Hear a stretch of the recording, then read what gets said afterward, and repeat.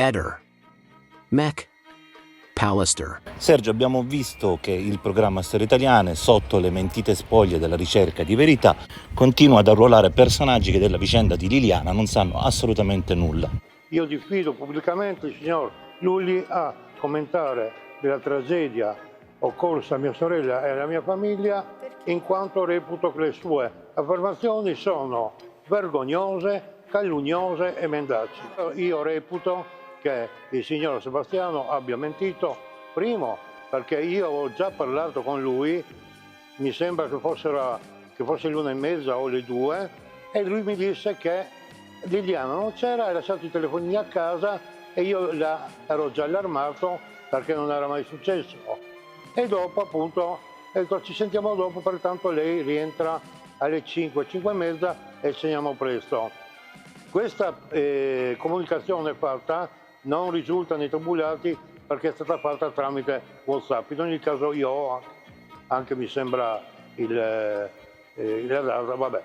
Allora alle 5 io ho chiamato e ho sentito dei rumori e mi ha detto sì, pensavo fosse tornata, e invece erano i vicini che io non ho mai visto, e il compagno della signora Gabriella ha detto a chi è? Chiedendo a Sebastiano, lui dice il fratello, appassamelo. Me l'ha passato e si è presentato e mi ha detto no, non si preoccupi, adesso vediamo, cerchiamo Liliana, cerchiamo di convincerlo ad andare in questura. Gli ho chiesto, appunto, mi ha detto che avevano chiamato gli ospedali, si hanno occupati per vedere dove fosse. Questo appunto è già che ha mentito il signor Sebastiano. Un'altra cosa che ha mentito il signor Sebastiano, che lui dice ha chiamato la sua ex collega di mia sorella, Ilaria, e dicendogli no, lei è uscita e ha portato via solo la carta di credito e non i documenti. Prima i documenti, dopo richiamato no, solo la carta di credito. Perciò già là, come sa questo, allora ha guardato altra bugia. Lui ha detto prima che è uscita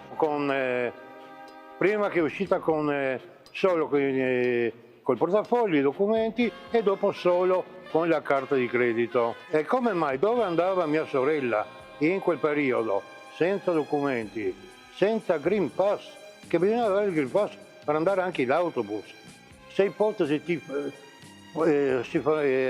fosse stata fermata da qualsiasi autorità, gli chiedevano il Green Pass, non aveva appunto il Green Pass con sé. E lei era una persona precisa, proprio andava con tutti i documenti, allora è inutile che dica cose che non esistono.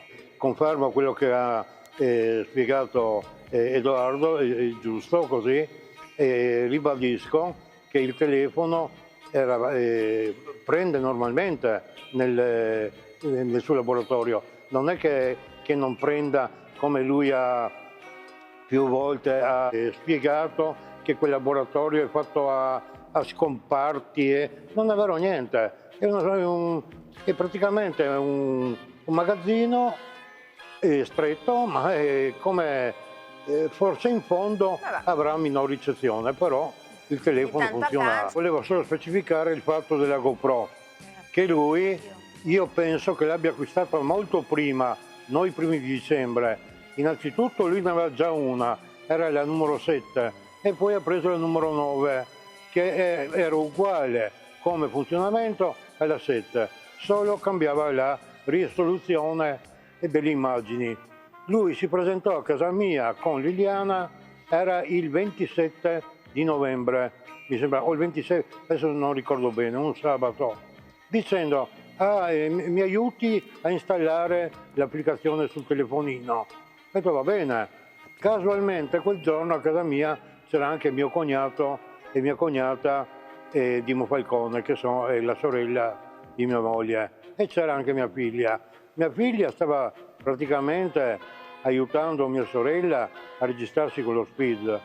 Mio cognato e mia cognata chiacchieravano e io ero con Sebastiano seduto che mi aveva preso questa telecamera, l'ha mostrata, la scatola era nuova, e mi va, vabbè. Poi ho visto invece che aveva già un'applicazione sul telefonino e mi sono reso conto dopo e lui praticamente ha voluto invece dimostrare che non era capace, che voleva che io lo aiutassi a installare queste applicazioni per riversare i filmati della GoPro al telefonino. Ha riversato direttamente i filmini nella GoPro. Tutti gli orari appunto che dovrebbero dimostrare i posti dove lui era tramite video girati con la GoPro e tramite cella telefonica non sono precisi proprio, e ci sono anche la tempistica è differente, e niente, io spero che adesso venga dimostrato anche questo. Ehi, non dimenticare di iscriverti a questo canale.